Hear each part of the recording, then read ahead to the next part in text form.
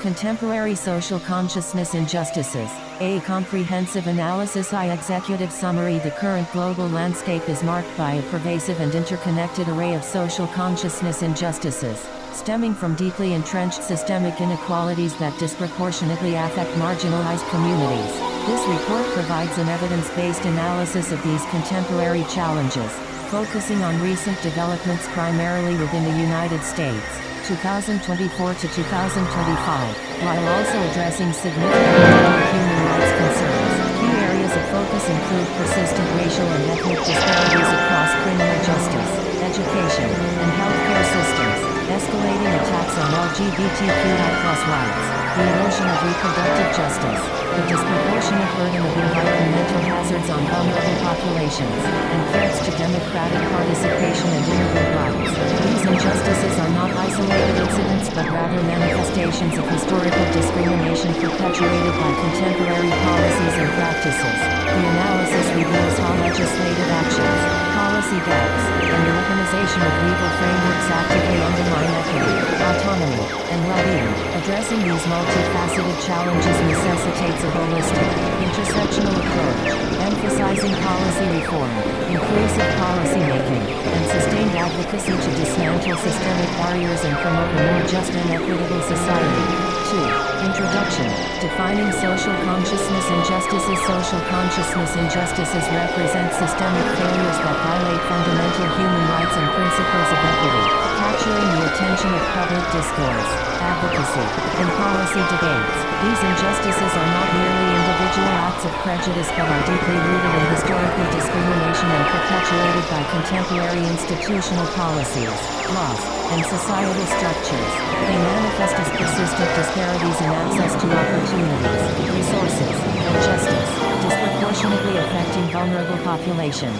This report aims to provide a comprehensive, evidence-based analysis of these injustices, focusing on recent data and developments from 2024 and 2025.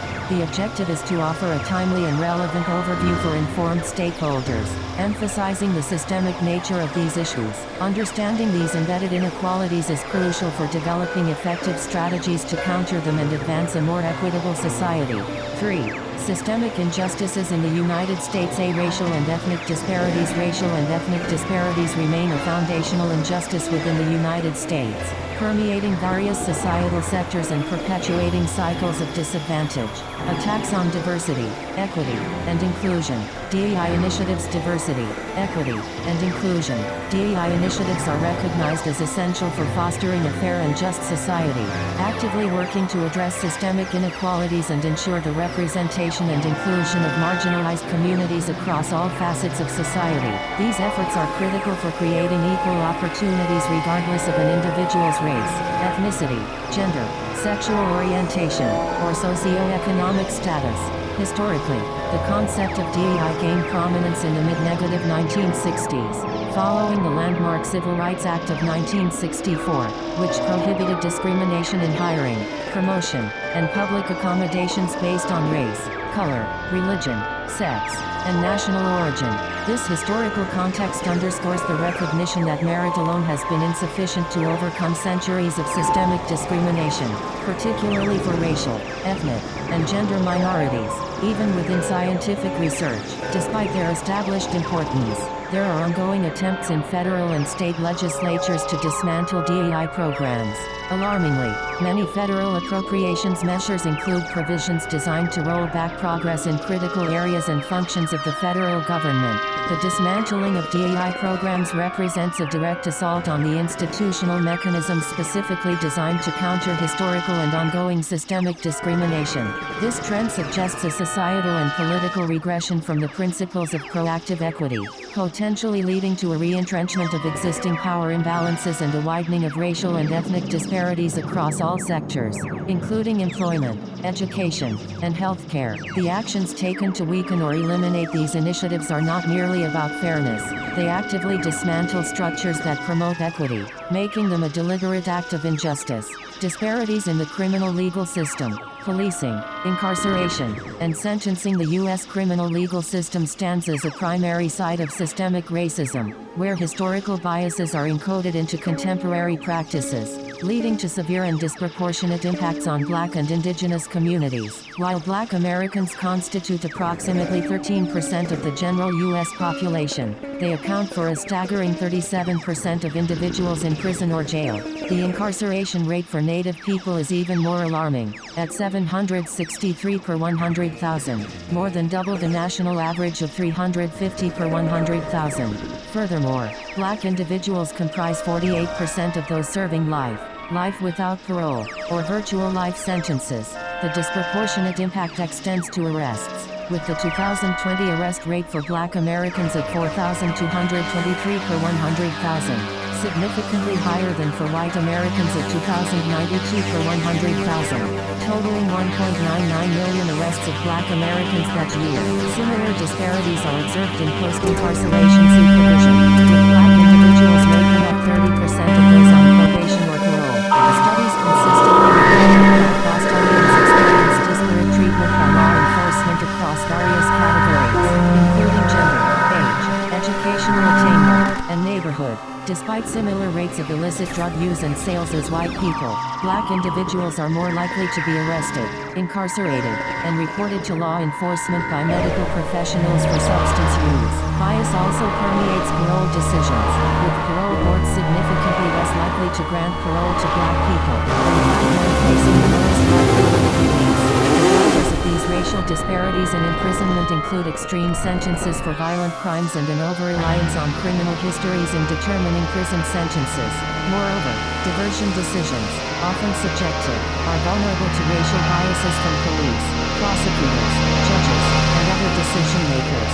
These patterns illustrate a self-perpetuating cycle of criminalization and disadvantage. The system does not merely respond to crime, it actively produces and exacerbates disadvantage.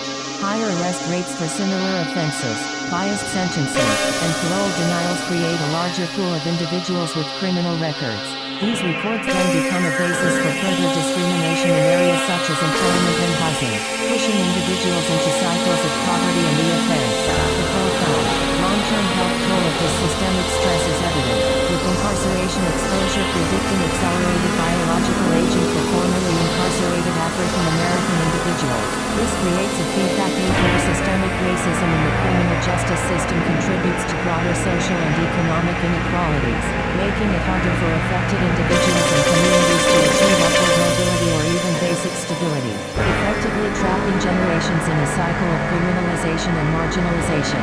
The New York Civil Liberties Union, Newbold, 2025 agenda proposes comprehensive reforms to address these issues, aiming to reduce the harm and size of the criminal legal system, stop abusive policing, and advance justice for young people. This includes efforts to end local support for immigration detention, decriminalize certain activities such as massage work, the transmission of STDs, and consensual sex work, embrace harm reduction strategies for drug users, and provide youth the right to counsel and interrogations. Table 1. Key racial and ethnic disparities in the U.S. criminal justice system, 2024 to 2025. Metric: Black Americans, or Native people, white Americans, or national average. Source: percent of U.S. population, 13%, percent of people in prison or jail, 37%, prison incarceration rate, per 100,000. 763, Native people, 350, national average, percent of people serving virtual life sentences, 48%, arrest rate, 2020, per 100,000, 4,223, 2,092, percent of people on probation or parole, 30%, The table above starkly illustrates the quantitative overrepresentation of Black and Native individuals within the U.S. criminal justice system. This immediate visual comparison highlights the sheer scale of the disproportionate burden borne by these communities, providing concrete evidence of systemic injustice. It serves as a powerful anchor for understanding the complex causal factors, such as bias in policing, sentencing, and parole decisions, that contribute to these fundamental structural issues. Educational inequities, funding, access, and curricular restrictions. Educational disparities represent a foundational injustice. profoundly impacting future opportunities and perpetuating intergenerational inequality. Policy proposals like Project 2025 threaten to deepen these divides, while rural areas face unique, often overlooked, systemic barriers. Project 2025, for instance, proposes the abolition of the Department of Education, the federal agency tasked with enforcing civil rights in education, distributing federal funding, and administering programs.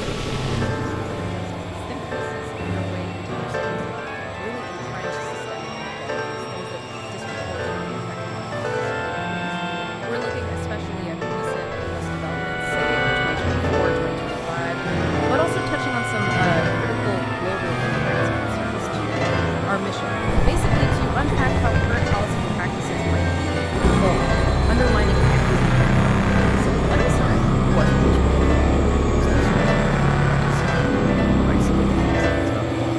Instead, we see pretty profound manifestations of historical discrimination, and they're being actively kept going by current institutional policies and laws too. It really points towards a pattern of systemic failures and often bias for fundamental.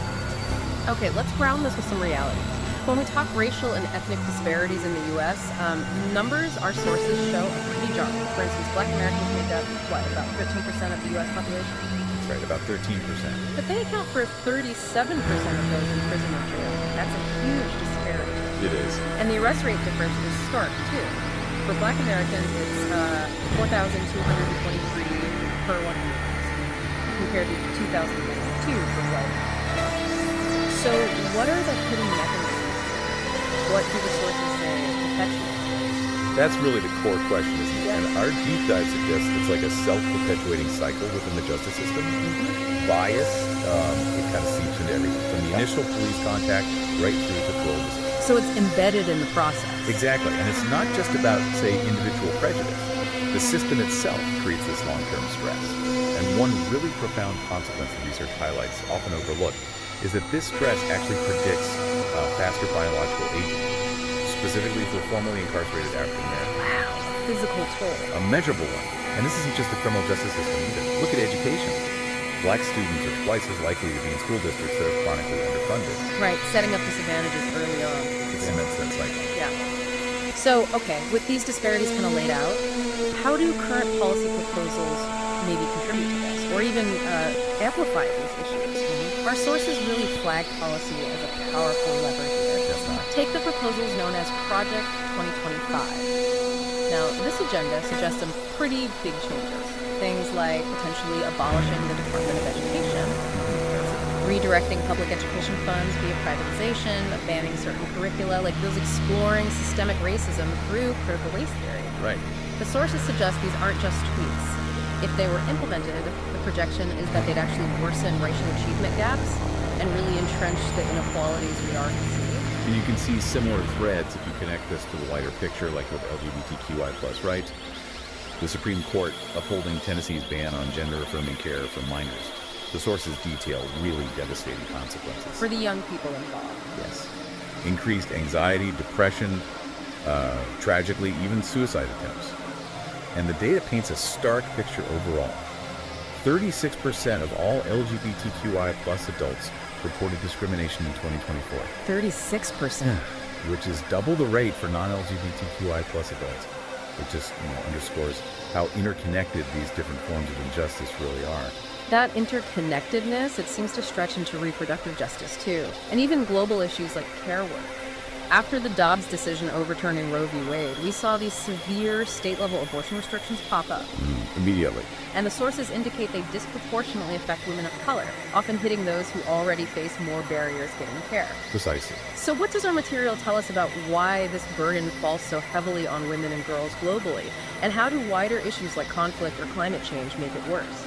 It's a stark reality highlighted by UN warnings, actually. The sources show global care systems are just failing women and girls. They shoulder something like 76% of all unpaid care work. 76%. Yeah, work valued at, get this, an estimated $10.8 trillion annually. But it's largely unrecognized work. Incredible. And reports show that things like conflict and climate change directly increase these burdens. Think about women having to walk further for water or care for displaced relatives. Taking them away from education or jobs. Exactly. So what this all really signifies, is that tackling one injustice by itself just isn't enough. Policies, even ones that look neutral on the surface, can have these profound unequal impacts. And they often just reflect and reinforce the power imbalances that already exist. So wrapping this up, what's the main takeaway here? Our deep dive seems to show that these contemporary social consciousness injustices are, well, everywhere. They're linked and, crucially, often policy-driven. That's the critical distinction, yes. The analysis really underscores the immediate threat to civil rights and equity, especially from comprehensive policy agendas like the Project 2025 example. It just highlights this urgent need for a more holistic approach, an intersectional one, emphasizing policy reform, yes, but also genuinely inclusive policymaking that actually considers all communities. Okay. We've definitely given you a lot to think about from these sources today. Maybe consider this. If policies really are such powerful levers like we've seen, able to either dig inequalities deeper or help dismantle them, what role can you play? How can you help ensure the policies shaping our world are actively working to build a society that's more just and more equitable for absolutely everyone?